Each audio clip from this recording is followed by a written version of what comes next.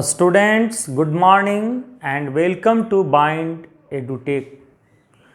Today, I am going to discuss about the 8th chapter of A Snapshot, The Tale of Melon City, which is written by Vikram Seth. Vikram Seth के द्वारा लिखा हुआ ये poem है the tale of melon city. Vikram Seth के ancestor जो पूर्वज थे वे इंडियन थे। अभी ये ब्रिटेन की नागरिकता ग्रहण कर लिए हैं और ए सूटेबल बॉय इनकी बहुत चर्चित बुक थी जिसके लिए उन्हें बुकर प्राइज भी मिला था। तो ये जो पोएम है the tale of melon city, it is an excerpt from mapping. It is an excerpt from mappings. Vikram Seth के कलेक्टेड पोएम से लिया गया है, मैपिंग से, जो कि मैपिंग्स 1981 में पब्लिश हुई थी। Published in which was published in 1981, which was published in 1981। सबसे पहले देखें द टेल। यहाँ पर टेल का मतलब कहानी कि TALE टेल, TELL टेल और TAIL टेल, ये तीनों का प्रोनंसिएशन टेल होता है। तो ये टेल कहानी, टेल कहना और ए टेल हो गया पूंछ। तो the tale of melon city, तरबूज शहर की, देश की कहानी। This poem is complete a satire. यह एक सटायर है विक्रम सेठ की। This is a satire. This is a satire. Satire का मतलब होता है व्यंग। ये व्यंग है। This is a satire bye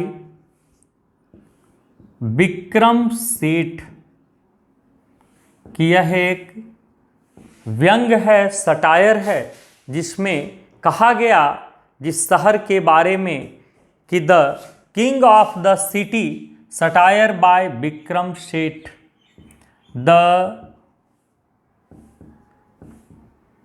king of the city was said to be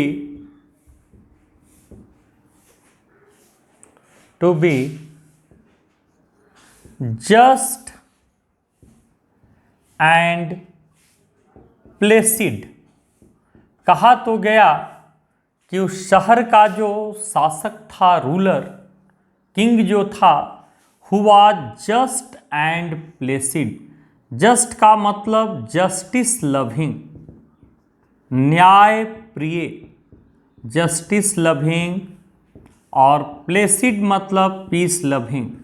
कहा तो गया कि उस शहर का जो शासक था, he was just and placid, ओ शांति प्रिय और न्याय प्रिय था। बट जो सटायर है in the real sense, he was neither just nor placid, but he was neither just nor placid, लेकिन वास्तव में ना तो वो शांति प्रिय था ना ही वो न्याय प्रिय था। In fact he was an idiot, वास्तव में वह एक मूर्ख था। In fact he was an idiot, वो मूर्ख था। हु हैड नो ब्रेन, जिसका अपना कोई भी दिमाग नहीं था। And he had lack of determination, उसके अंदर इच्छा शक्ति की कमी थी।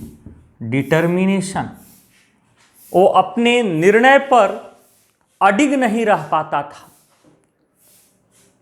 हर थोड़ा सा अगर उसको कन्विंस कर दिया जाए तो वह अपने निर्णय से पलट जाता था। तो कहा तो गया कि ही वॉज जस्ट एंड प्लेसिड, यही सटायर है, but he was neither just nor Placid. A satirical tone में लिखा गया है। जैसे अगर कोई जान रहे हैं कि वो चोर है और अगर आप उसको कहें कि आप सबसे बड़े संत हैं तो उसके लिए एक बहुत बड़ा सटायर हुआ, व्यंग हुआ।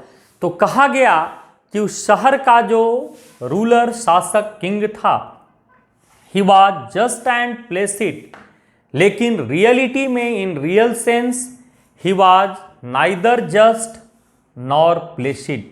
In fact he was an idiot, मूर्ख था। Who had no brain and he had lack of determination. Finally he was hanged bye,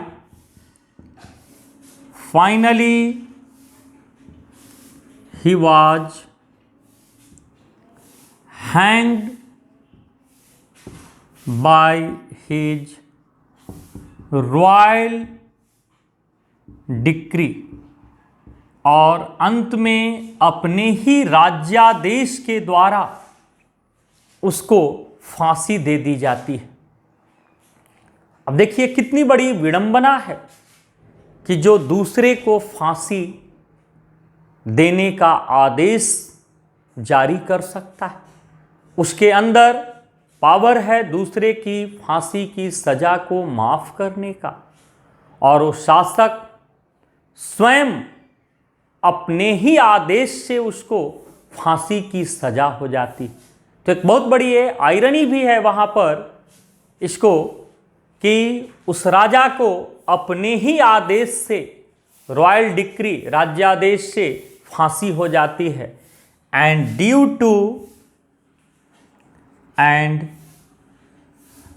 to customary choice,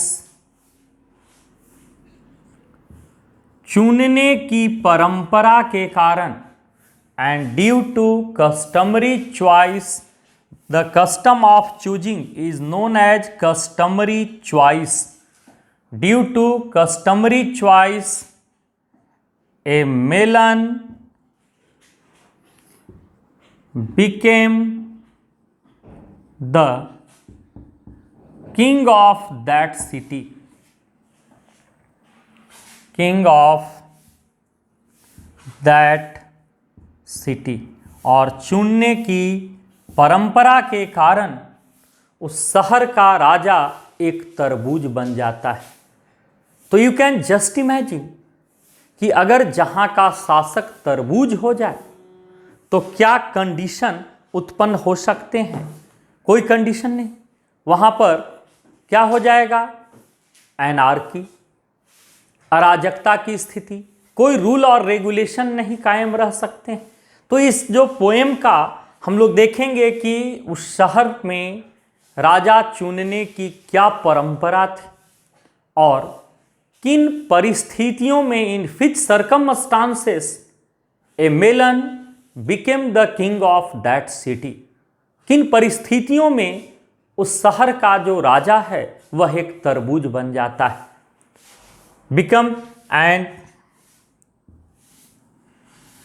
In such way, the principle of laissez-faire, principle of laissez faire बोलते हैं अहस्तक्षेप की नीति,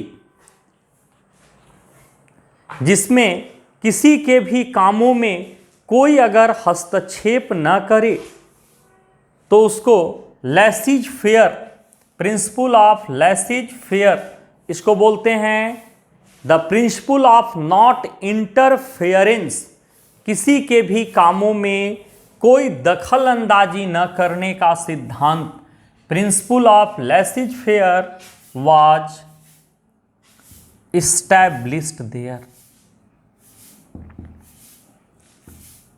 और उस शहर में अहस्तक्षेप की नीति, तो जब जहां का शासक ही तरबूज हो जाएगा तो जिसको जो इच्छा करेगा वही काम करेगा। तो किसी भी शहर में, राज्य में, देश में कानून व्यवस्था कैसे लागू हो सकती है, कैसे वहाँ पर पीस और लिबर्टी मेंटेन हो सकती है, तो उसके लिए ये जो थीमेटिक वैल्यू है इस पोएम की, कि वहाँ के जो शासक को स्ट्रिक्ट होना चाहिए। किसी भी शासक के एक निर्णय से हजारों लाखों लोगों को बेनिफिट भी हो सकते हैं, हानि भी हो सकते हैं। तो अगर राजा ढुलमुल नीति अपनाए, अपने डिसीजन पर वो कायम नहीं रह पाए, तो उस राज्य में, देश में, शहर में कभी भी पीस और लिबर्टी कायम नहीं रह सकती। माइट इज राइट की स्थिति जो प्राचीन काल में होता था, सर्वाइवल ऑफ द फिटेस्ट और माइट इज राइट, वही स्थिति कायम हो जाएगी। पहले जब पूरी तरह से लॉ एंड ऑर्डर नहीं चलते थे सभ्यता के प्रारंभिक स्थिति में, तो उस कंडीशन में क्या था? माइट इज राइट, जिसकी लाठी उसकी भैंस। जो मजबूत होता था एक बार खेत में दौड़ लगा दिया कि जितना दूर तक मैं दौड़ा वो जमीन मेरी है, उस पर दूसरा हल नहीं चलाएगा, हो जाता था उसका, क्योंकि कोई कानून व्यवस्था था ही नहीं जो उसको रोक सके। गिन कर बता देता था कि ये सारे पेड़ मेरे हैं, इसका फल दूसरा नहीं खा सकता है, उसका हो जाता था।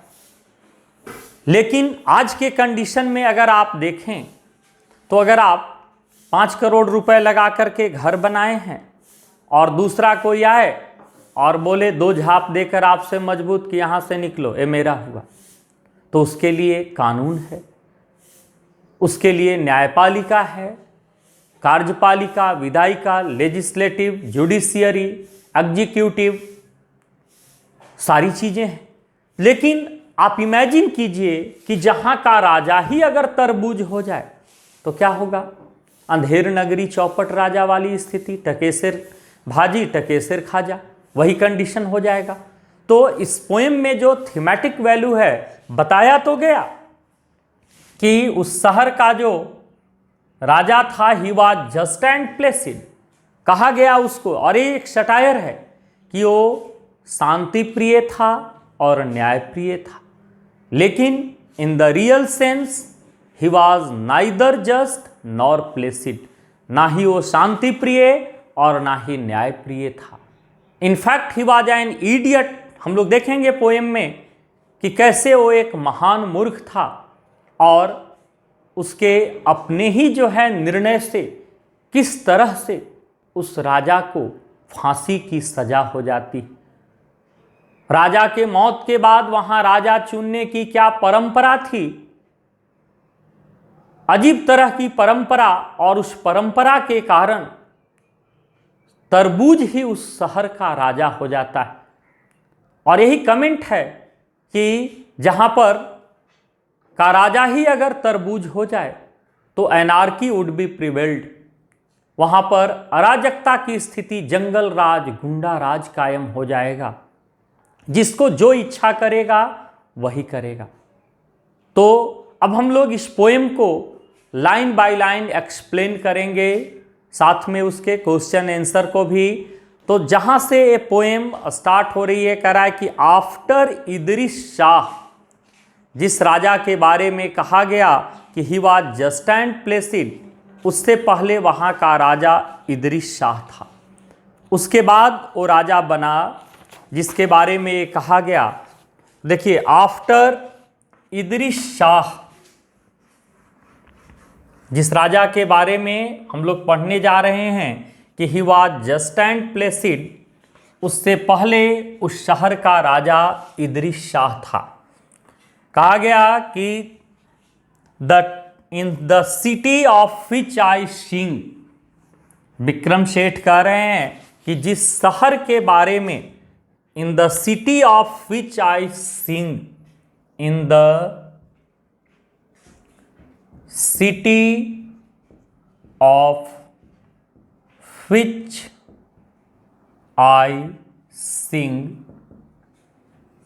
There was a just and placid king, there was a just and placid king.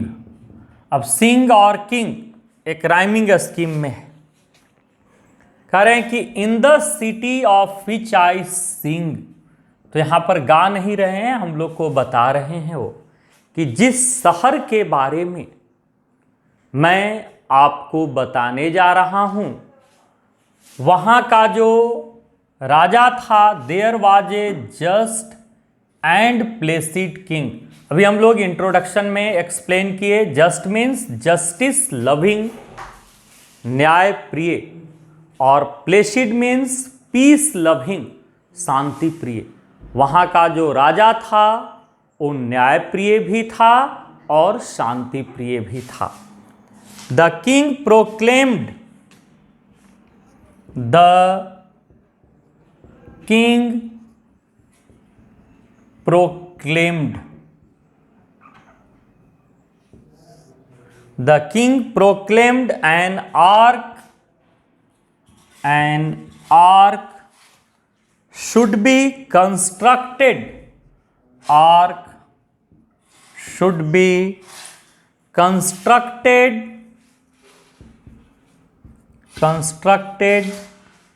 that triumphally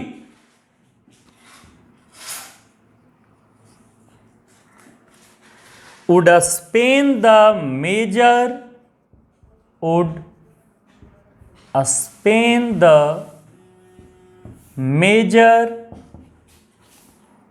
thoroughfare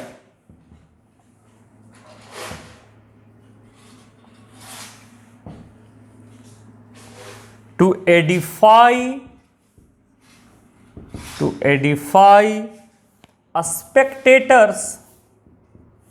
spectators there। अब सबसे पहले यहां देखिए, प्रोक्लेम का मतलब पब्लिक अनाउंसमेंट, सार्वजनिक घोषणा।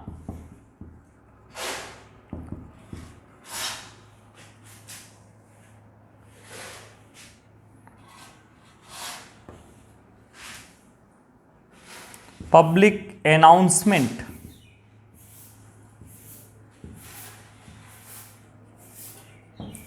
आर्क, मेहराब, इस तरह का जो स्ट्रक्चर होता है आर्क।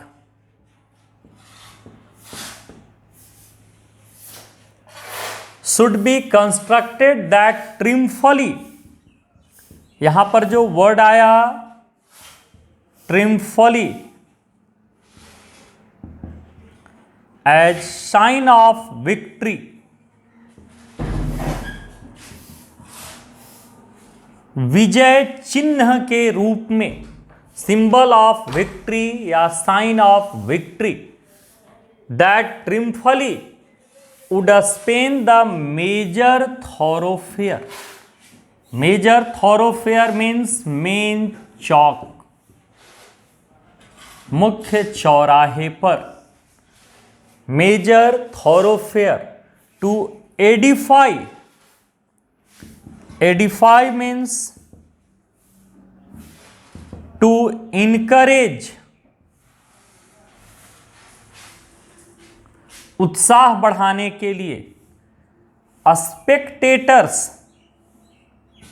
स्पेक्टेटर्स मीन्स व्यूअर्स, दर्शकों का।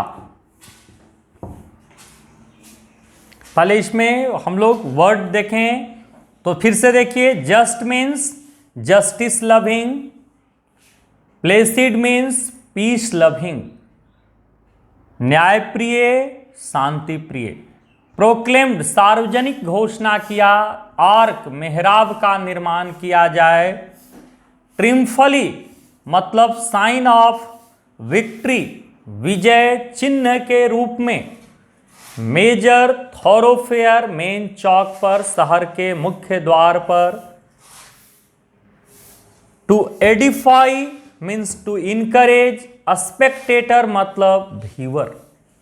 तो अब यहां पर देखिए, एक बार कह रहा है कि जिस शहर के बारे में मैं आपको बताने जा रहा हूं, वहां का जो राजा था, he was just and Placid in the city which the poet describes. The poet tells us there was a just and placid king. वहाँ का जो राजा था वो शांति प्रिय था और न्याय प्रिय था। Once the king proclaimed, राजा ने क्या सार्वजनिक घोषणा किया? An ark should be constructed. What should be constructed? तो an ark, किस चीज के निर्माण के लिए उसने सार्वजनिक घोषणा की? कि शहर के मुख्य चौक पर, मुख्य द्वार पर एक तोरण द्वार, आर्क, मेहराब का निर्माण किया जाएगा। किस रूप में? As a symbol of victory constructed that triumphally, as a symbol of victory, विजय चिन्ह के रूप में। What was the purpose? To edify the spectators there, दर्शकों का उत्साह बढ़ाने के लिए। तो यहां पर से जो पहला जो है क्वेश्चन हुआ कि what did the king proclaim. अब यहां पर हम लोग देखें सबसे पहले स्टांजा से यहां पर कि what did the king proclaim, राजा ने कौन सी सार्वजनिक घोषणा किया? What did the king proclaim, what did the king proclaim, राजा ने क्या घोषणा की? तो the king proclaimed, the king proclaimed to build an arch at the main chowk of the city, main chalk of the city, as a symbol of victory, विजय चिन्ह के रूप में, to encourage, उत्साह बढ़ाना, to encourage the viewers और spectators।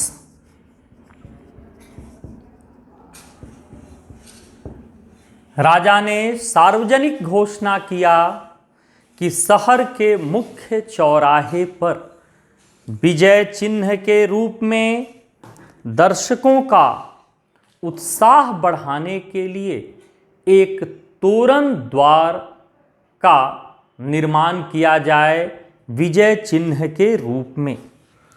कह रहा है कि the workman went and built the thing. The workman went and built the thing.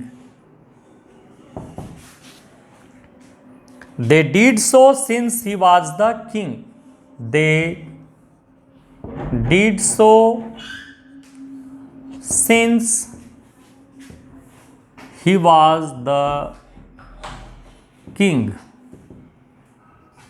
जब राजा ने सार्वजनिक घोषणा किया कि शहर के मुख्य चौराहे पर विजय चिन्ह के रूप में दर्शकों का उत्साहवर्धन के लिए एक तोरण द्वार का निर्माण किया जाए, तो जो वर्कमैन थे, मजदूर, वो गए और उस चीज को बनाए। Why did they do so? Because that was the order of the king. क्योंकि वो राजा का आदेश था, इसलिए वर्कमैन वहां पर गए और उस चीज को बना दिए। क्यों ऐसा किए? Because that was the order of his king. The king road down the थॉरोफेयर। The king road down the थॉरोफेयर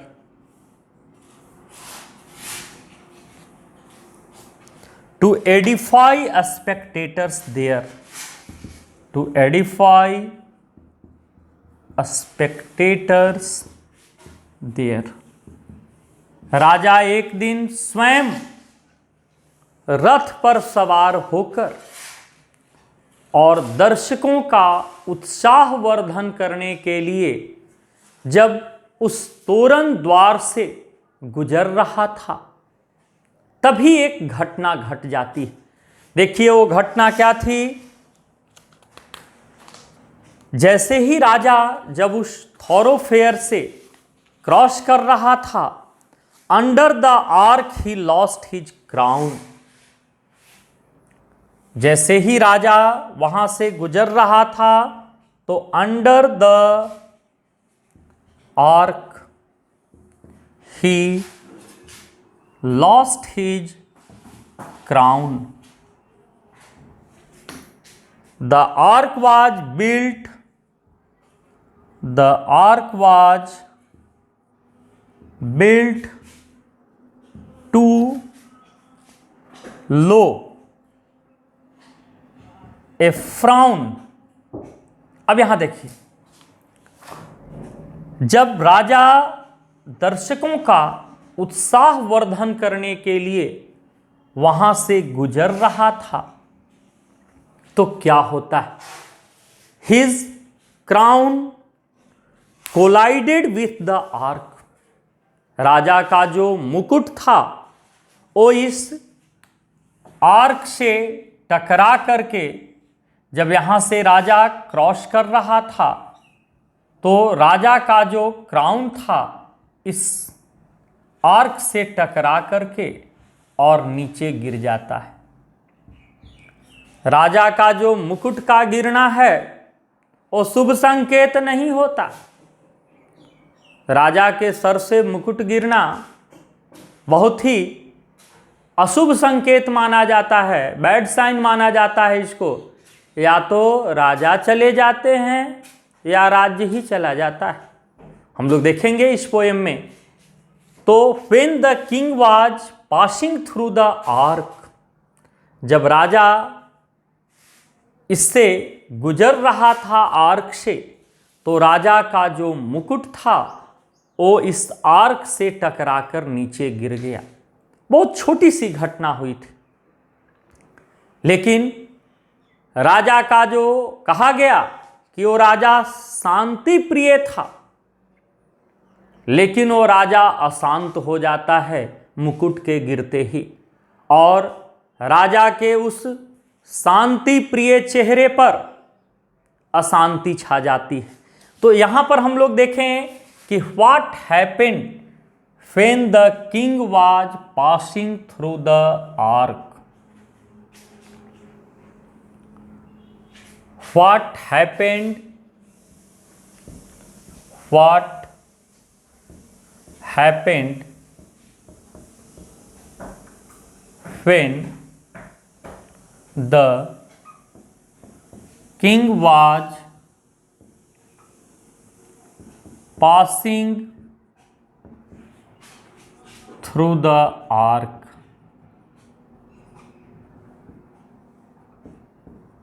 क्या हुआ जब राजा उस मेहराब से होकर के उस तोरण द्वार से गुजर रहा था।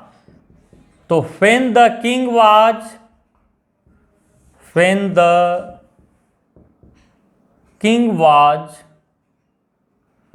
passing through the ark,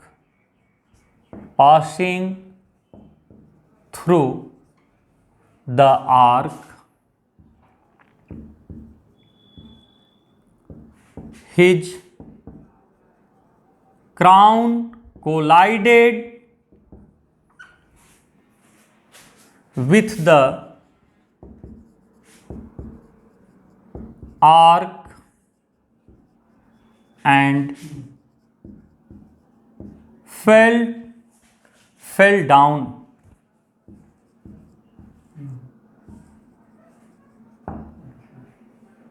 Because the ark was built very low, arc was built very low, क्योंकि आर्क का निर्माण नीचा रह गया था। अब हम लोग देखेंगे कि what happened when the king lost his crown under the arc. उसके बाद वो कैसे शांति प्रिय राजा अशांत हो जाता है और किसको किसको ब्लेम करता है और हर कोई अपने ब्लेम को कैसे पास करते हैं, किन परिस्थितियों में राजा की अपने ही आदेश से फांसी होती। थैंक्स। अब हम लोग अगले जो है वीडियो में डिस्कस करेंगे रिमेनिंग पार्ट्स को।